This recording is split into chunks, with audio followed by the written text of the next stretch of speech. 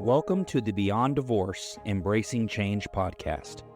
My name is Michael Flores, and I will be your host while we explore the complex journey of divorce with empathy, insight, and practical knowledge. Whether you're contemplating separation, in a divorce, or looking for support post-divorce, our episodes provide expert guidance, stories, and strategies to help you through every step of the process. We are actual therapists, helping clients who sit on our couches every day through their difficulties of divorce. You are not alone. Join us as we delve in and find solutions that give you hope again. We're glad you're here. This podcast is not intended to replace legal or personal help. This podcast is for informational purposes only. All right. Well, good day, everyone, and welcome back to Beyond Divorce, Embracing Change. Jen's here with me today to talk about a big topic. We talk about forgiveness. Yeah, it's a big thing. Yeah, this is specific to forgiveness and divorce. And I think I guess the first question I'd ask you, Jen, is, do you think forgiveness in general or forgiveness and divorce is similar or different? I think it's similar. I think when you're looking at it through the eyes of divorce, there's more specific things that you're going to look at. Okay. For how to go through that process. But in the general basis of it, it's very similar to any forgiving of any that hurt against you. You know, and I wonder, we've heard the word, I think I've learned that word since I was a kid about just, you forgiving and forgiveness. And then, of course, our faith, is big on that. So if you're from a Christian background, and I'm sure other, denominations and other religions that people may choose to partake in, I believe that forgiveness is part of all of it. At least I haven't heard that there's not. So, so I would say that forgiveness is obviously something that we're all going to be dealing with in some ways. And there was this one comment I was made to me once. It says, everyone desires mercy until they have to give it. True. And so, mercy is pretty much, in my opinion, that layer of forgiveness. To be merciful is truly to be at a very deep way of forgiving, and it's hard to do. And divorce makes it even more convoluted because there's so many layers that get built in. When you think of forgiveness and divorce, you think of, okay, the marriage. Maybe there wasn't a marriage, but there was a relationship that maybe looked like it was going to be a marriage. Then you have children. Yeah. You have a future that you were hoping for. You have so many things to forgive. And then if the big one is if there was betrayal. Yeah, that makes it a little harder. Yeah. It's an extra layer of emotion that goes along with it. Oh, yeah. And I think if you think of all the stories like in history, have you noticed that betrayal is like a really common theme? Can I give you an example? Yeah. Do you remember the story of Caesar and how he was killed? Oh, yes. And do you remember the big line that he made when he got stabbed in the back? Et tu, Brute? Yes. Yes. Because he was betrayed by... The teacher will be happy, I know that. I love it. But he was betrayed by his best friend. Yes. Let me give you another one. Jesus. Yes. Who betrayed Jesus? The people betrayed Judas. Thank you. Yeah, sorry. You're good. No, you're good. You're doing a Christian talk today, but Judas betrays Jesus, right? And that's part of the big story. So here I'm sitting here, Jen, and I'm thinking betrayal is a huge part of having a forgiving heart. So I just think that's a huge layer in forgiveness. So I think this is a wonderful topic and really great to jump into it with you. Obviously, you can tell I've thought a lot about this topic. Yes. Just through the course of my work. So the first part is, what is forgiveness? What is not? What is it not? Well, it's good to define it because people might confuse forgiveness with other things. Okay. What it is letting go of your anger, the betrayal, and the hurt. It's seeking peace over revenge. Yeah, that's hard. It's hard to do. Say that one again, though. You're seeking peace over the revenge. I like that. Okay. You really have to think about what is more important to you, what's going to help you, what's not going to help you. And when you're looking at forgiveness, that's what you're looking for, is that peace. Generally, most of us are not at peace when we're upset and angry and hurt. It's a hard situation to go through. Yeah. Right. The other one is releasing the other person's power over you. A lot of times when you're hurt, you allow that hurt to stay, and you allow that other person to continually hurt you over and over again because you're telling yourself over and over again what they did to you. Yeah. And being able to forgive is being able to let go of that and be able to really take your own power back. It's part of the reason why I titled this Free Yourself, because really forgiveness is about yourself. And Yes. It's about freeing yourself from the hurt and the pain that you're dealing with. You know what, man, I'm sure we may get a lot of comments on this, but one of the things I've learned is there is a layer of what people desire by not forgiving. Yes. And what I'll describe that is like, if I will not allow myself to forgive the other person, okay, I agree, you now are becoming more powerless to the other person. But then what happens is you can victimize yourself. Oh, yeah. And what comes with staying a victim to an issue that occurred to you. You sent a video this morning about it. Did you see this? Yes, I did. Did you see how, and I thought how interesting, because the lady's talking about, I got to figure out who she is, and so I don't want to not give credit where it's due, but it was a video I was passing by. But she says that when a victim is getting to be a victim or chooses to stay there, there's benefits to that. Yeah. And one of the benefits she talked about was you get attention, you get sympathy, you get compassion from others. And it doesn't mean every human being craves that. No. So if I forgive and I heal from this, Then I don't get that anymore. Yeah. That's what I'm talking about. Well, and that kind of goes with what it is not. Forgiveness is not approving or forgetting this harmful behavior that happened. You know, when you forgive someone, you don't necessarily reconcile their trust. You don't pretend it didn't hurt. Yep. It's still there, but you don't let it have power over you. Right.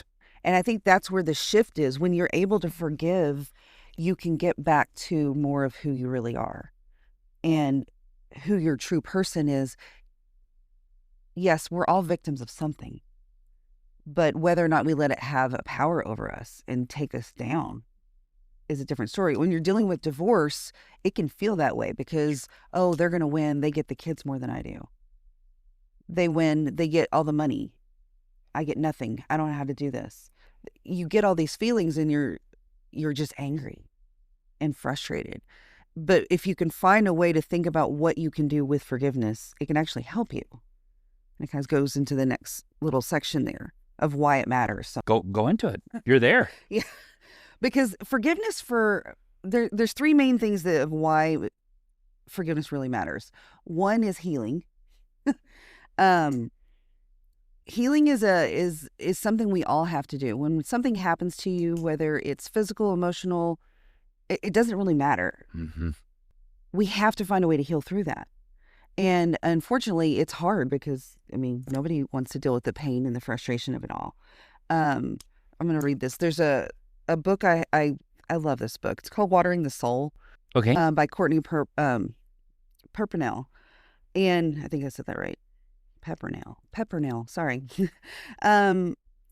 It's we view our life by running at it head on, by always chasing after one emotion to the next. We try to avoid pain by never acknowledging it, by always covering it up with people and places or things. But that never allows the pain to heal. It never allows the wounds to close over and create the scars that tell our stories. If we stopped and acknowledged the pain, embraced the pain as an emotion that belongs to us, in the same way our happiness and joy belong to us, then we wouldn't be always running. And I love this passage. It's a book of poetry. But it makes so much sense. If we can't heal from the pain that we've dealt with, we're not going to move forward. Yeah. And forgiveness gives you that ability to heal. It gives you an ability to have better health. Think about it. When you're stressed and frustrated and all the time, do you feel good? No. You have all these things going on and your stomach's upset, your head's upset, nothing you eat and it doesn't feel right. You got all these issues going on. You might have pain, like physical pain. I carry my stress on my shoulders, I know. And so I know when I'm super stressed because my shoulders are super tight. And you've got to find a way to let it go. Yeah.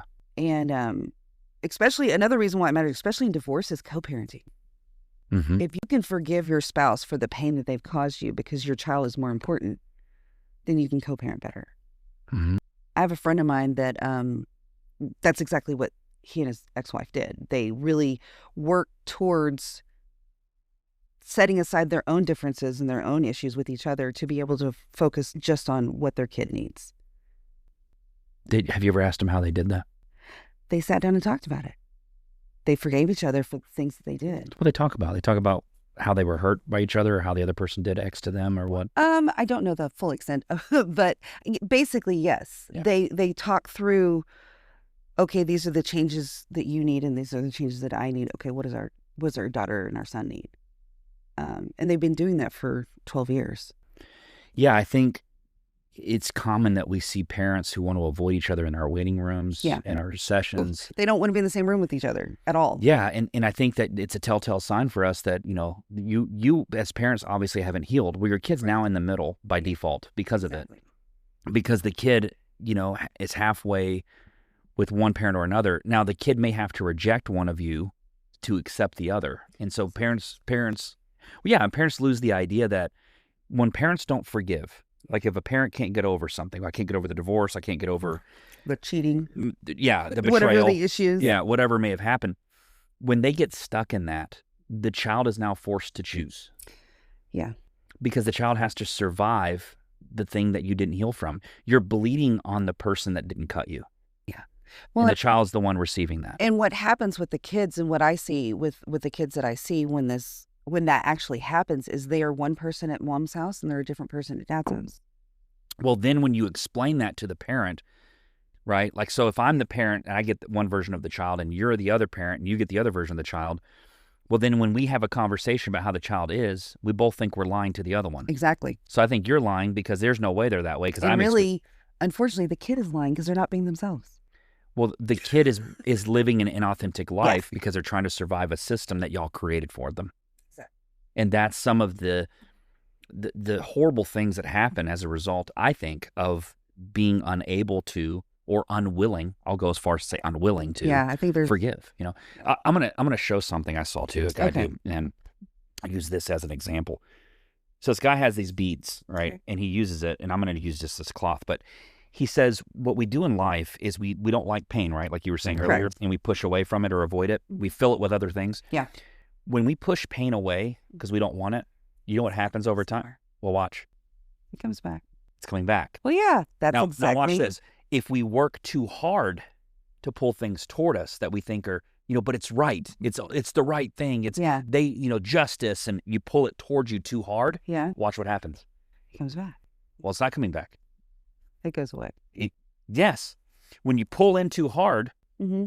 Have you ever been in a relationship where, like, how do I describe it? You saw the best version of them, but they weren't in a good place. Yes. And you were working. No, hold on. You're working to help them achieve a higher level of self, and you're doing all this work to pull them in. And what do? Watch. They go away. You push them. And if you push too hard away, it comes back. So what is this telling us about life? I don't know. You say it. I'm not going to say it. It's creating balance, right? It's creative balance, yeah. To create balance, you have to be a healed version of yourself. Yes. Because then you are responding to the pain and not the healing. Make sense? It's a very good way to put it. Well, I know. And I think this is why we have a job. Yes. We will always have a job. Well, I hate that comment, but I like it because the comment is true. I hate that it's true, if that makes any sense. Exactly. I want people to not need me. Yeah. You make sense? Well, and eventually they don't. I think it's reciprocal because as you go through different things, you may need us, but then you don't. So that leads me to another. That leads me to another question for you. Okay. What's the other question? Do you think any human being leaves this planet without being hurt or scarred? Oh God, no. We all do. So in reality, what we're really saying is, at some point in your lifetime, you're going to be faced with the opportunity to forgive. Absolutely. And in that moment, you're going to choose to level up, which means you're going to do the work and get to forgiveness, or you're going to let it hold on to you. Correct. You're going to pull it into you so hard because you're so angry, so mad that you're going to lose everything that you're trying to accomplish because you pulled in too much. Yes. Or I know you pushed exactly it how away that too feels. hard. Yeah, and it swings. The further you push it away, Uh-huh. the faster it swings back and hits you. And then people go, oh, it's karma. Well, kind of. No, it's choice. It's choice, yeah. Yeah. You have to choose what you're going to do. And that's why forgiveness is so important, why it matters so much, because you have to choose to do it. Exactly. You can't just, it doesn't just happen. It's not like rainbows. No. Well, then that's another question. How long does forgiveness take? Every day of your life. Ooh. Yeah. That's a good answer, Jen. Mm-hmm. Because you know what's funny you say that? Like when I think about my own personal life and the pains that I've experienced, I have to stay in a state of forgiveness and grace all the time. Yes. And it goes back, there is a biblical part where I forgot which apostle, we call them apostles now, I'm Catholic, so we call them apostles, but the disciple, one of Jesus' disciples, says to him, it might have been Peter, but he says, how many times must I forgive my brother? 7 times? As many times as it takes. And Jesus said 77 times 7. Okay. You're always in a state of forgiveness. Yes. It's a never-ending cycle of what you described. And I think true forgiveness is true completion. Yeah. When you've done the full cycle of forgiveness, then you really do become complete. You know, and they say that if you add those numbers up, like if you take 77 times 7 and you add the number up, the numeric version of what that means whole or complete. Really? Mm-hmm. That's what they say. Did not know that. Yeah, I mean, look, I'm not that smart. I'm not that. I've just been told, but it's interesting. Maybe someone can comment and say, Michael, that's true, or Michael, no, you saw the wrong TikTok. Yeah. Yeah, that's not the. Okay. Yeah, you saw the wrong one. Because we get TikTok therapists that come in too. Oh, we do. Yeah, we're not trying to do TikTok forgiveness here, are we? No. Okay. So since that's the case, what's the third? You said healing, co-parenting. What was the third one? Health. Your health. Like I said, if you're holding on to resentment, you're holding on to betrayal, it's going to keep eating at you. Psychosomatic symptoms are not, they're real. You can create an entire sense of pain inside of your body by the pain you feel in your head. Describe to the listeners and the viewers what psychosomatic means. Psychosomatic means you have pain in your arm, but you didn't hit it. You have stomach issues, but nothing happened and there's nothing wrong with you. You go to the doctor and they're like, I ran all the tests. There's nothing wrong. The only thing left is it's you inside of your own head. You're having physical pain to a psychological issue. Yes, sorry, I didn't define it. No. It's fine. It's exactly what you're describing here correctly. Like people are experiencing physical pain somewhere in their body to a psychological issue, not a physiological issue. Well, and it's interesting. I see this a lot with kids because they get themselves so worked up that they get a stomach ache. Right. They're so stressed and anxious, and it creates a problem within them. Mm-hmm. And would you agree that anxiety is expressed in the stomach? a lot of times, yes. Yeah. Yeah, I think for adults and children both. For some reason, the stomach has a lot to do with it. Yeah. It messes with our digestion, and that's a whole system in your body, and it's just... I think stress messes with our digestion. Oh, well, yeah. We're sounding like doctors now. Where's your white We're not doctors, no. Well, think about it. Some people, unfortunately, some people overeat when they stress. Some people don't eat at all. Mm-hmm. And that's why. It's because it affects their body some way. So let's put that into forgiveness. You think a person that's holding on to resentment, Mm-hmm. right? Or putting someone in a place of, what's that word I used to love when contempt. When they're putting, not like a legal, oh, we're going to file contempt. No, they're holding a person or a relationship in contempt. Yeah. Do you believe that these individuals have other things like over amounts of stress, stomach issues, physiological issues as a result of their inability to go, I'm going to forgive. I'm going to choose it. Yeah. Yeah. Because the thing is, when you are able to work through this, and we'll get to this in a second on how to do forgiveness or how to create that forgiveness for yourself, it can release the stress. It can release the pain. It can release a lot of the things. Sometimes we have to do that for our bodies to heal. Wow.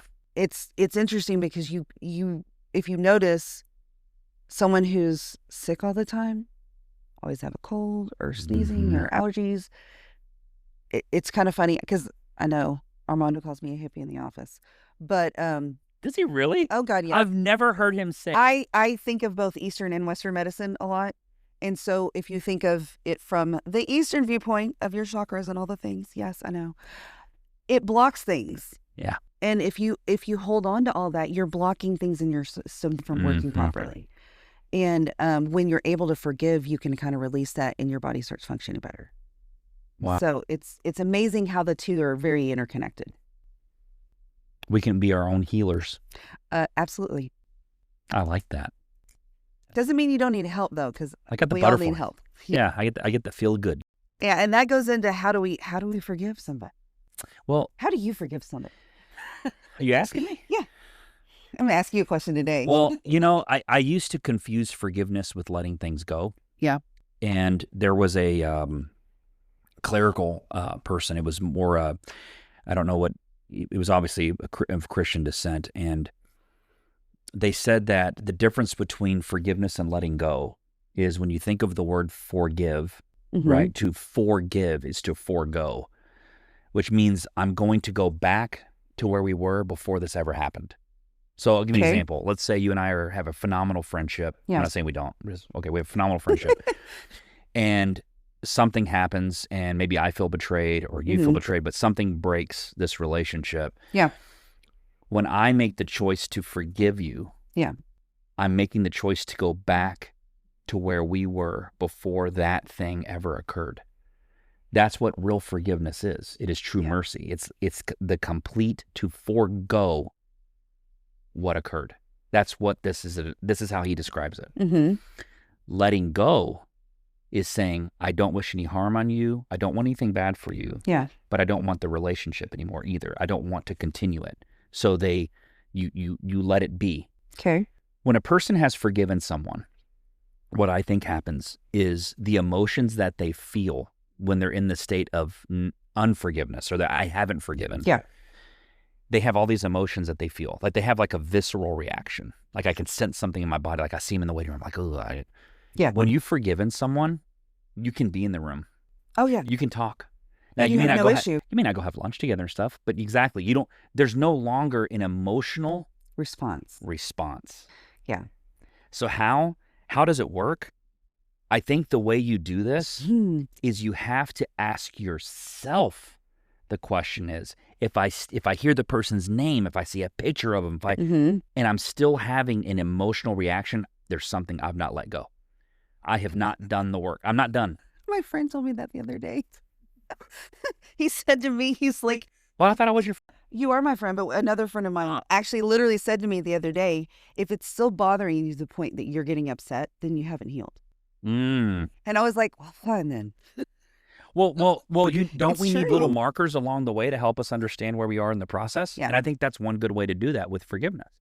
Well, and some of the ways that we can actually forgive, one is separating the pain from the person. So describe that. So typically when we're in pain, we have it attached to this person. Like they did something, they betrayed us, they did something to us that hurt us. Yeah. You have to separate that out. And the reason you do that is because you need to process the pain separately. It's not the human. Are you saying separate what they did versus who they are? Kind of.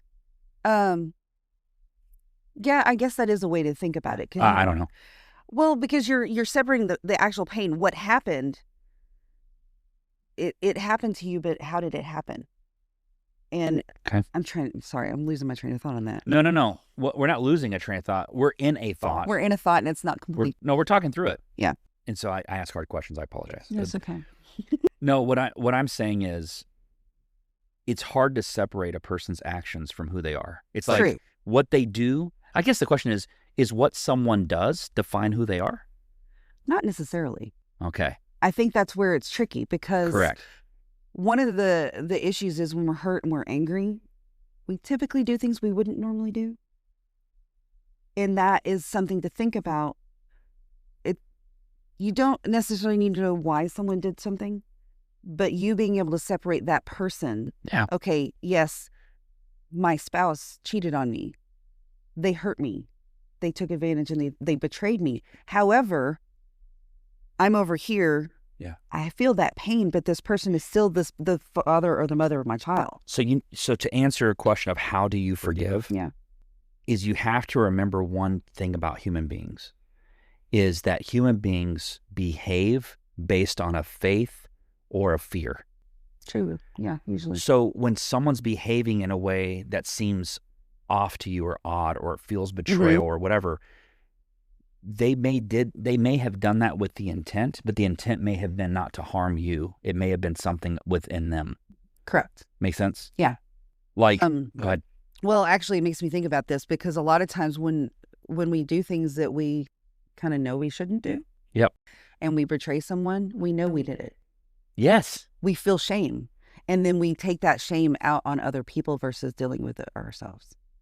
So, and this is why I think the line, he who humbles himself is exalted. And to me, it means if you take your shame, your guilt, your pain, whatever you may have created, whether you had the intention to do it or not, but you use humility, and you look at yourself first and go, I created that in some form. That wasn't intentional to create it, but I may have. That humility is what picks you up. I mean, most therapy that you've done with people, have you found that when they come with a humble heart and they approach it with I need to help myself improve? Yes.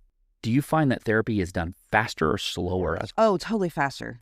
They figure things out a lot quicker because they're ready to find it, whatever it is that they need.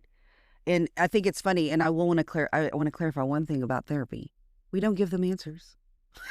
You don't? No. A lot of people think that you come into therapy and we just give you an answer and tell you what to do. We don't. We help you figure out what you need to do for yourself. We navigate with you. Exactly. Yeah, we navigate with you. We use our questions. Now, don't get me wrong. I'm a big storyteller. Really? So, Jen, I forgive you for that. Okay. No, I have found that sometimes the stories don't hit. Yeah. But there's times I know I've shared a story. Oh, yes. And someone comes back and says, hey, when you told me this story. Absolutely. And they kind of, they ran with that, and that was kind of a guiding tool. So to me, I love stories. I do too. Because I love stories because I think stories have so many benefits to them. And Jesus spoke in parables. So go figure, right? Following the leader here. But to me, I think stories are helpful. We do that. But you're right. I don't think I've ever told someone, go do this or direct them. I've asked questions like, what difference would it make if you were to do? Yeah. If we try this, would this be helpful? I have directed someone once before and said something like, over the next week, if we're wanting to do this different, would it be okay to ask you to boom? Yeah. Something like that. Like I want them to be a collaborative piece in the solution building, because my fear is if I tell you something really good and you go do it and it works, well, you're going to think it's me. Yeah, no, I don't. Yeah. I want credit for what you did. Like, bingo, right? That's why compliments used to be weird for me. I'm not going to, look, I love compliments, okay? I've learned to say thank you.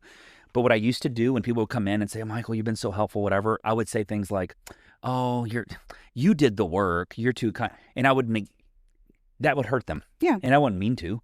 But I should have said, thank you. I'm glad that you trusted me to collaborate with you in this, right? And so we are guides. Yeah. So that's one good way to remember therapist is we are guiding you through it. And getting back to this forgiveness and how to do it. So when I said separate the pain from the person, part of that is to be able to process the pain. So back to that passage, you've got to process the pain part, because that's what actually is holding you back, not the person. Mm-hmm. That person no longer is in your life every day. Mm-hmm. If you're in the middle of a divorce, they're not there to antagonize you or create another layer of betrayal. Right. The betrayal has stopped. Got it. Now we got to deal with the pain. So I want to do this before we end. Is there anything that we missed on this? Or is there anything else you want to say? I want to leave them with a question today. The other thing is, when you think about forgiveness, one is find meaning in what happened and what it means to you. Okay. And then create boundaries around it. Those two things, And then remembering that forgiveness is really for you. It's not for the other person. You're not acknowledging that they were right or wrong of what they did. You are allowing yourself to move past it. And being able to move past it gives that opportunity for you to heal. Forgiveness is giving yourself permission. Exactly. Yeah. And forgiving yourself sometimes for, Who says that? Give yourself grace. Oh, Renan always does. Yes, you got to give yourself grace because we all make mistakes and we all mess up and we all sometimes kind of betray ourselves, and we have to forgive ourselves for that. Yeah. Forgiveness is a full circle thing. Yeah. It's to others and to self. And that was the other piece we talked about a minute ago. Forgiveness is a process. That's right. You got to do it every day. So I want to do this. And Jen, thank you. This is a great topic. I want to leave the listeners and the viewers with a question. Oh, okay. Okay. So I'm going to leave you with this question and answer it for yourselves, because obviously we won't get your answer, but a therapy question. Or you can message us. Yeah, sure you can. If you want to give us your responses. But the question is, what would your life be like if you decide today you won't forgive? How will the rest of your life look? If you won't forgive? If you won't. I want to know how it will be if you do. Watch this. So Okay. There's a second question. Oh, okay. Sorry. What difference would it make for the future life that you potentially have when you choose to forgive? Okay. Yeah. I think Those so. are my questions. Those are your questions. I like those questions. I do too. I didn't write them down. I just asked them. Okay. Well, thank you so much for being here, everyone. We appreciate you so much. Keep moving forward.